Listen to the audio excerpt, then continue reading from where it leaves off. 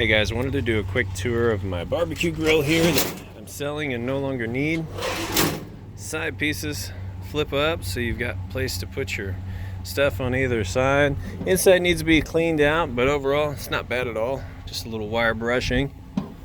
And then down here I've got a tank. Comes with the tank. Tank's probably about 3/4 the way, a third of the way full. You can kind of see by the green gauge there. All that's brand new. Just bought that this summer. I just don't use this like I thought I would. Otherwise it's been excellent.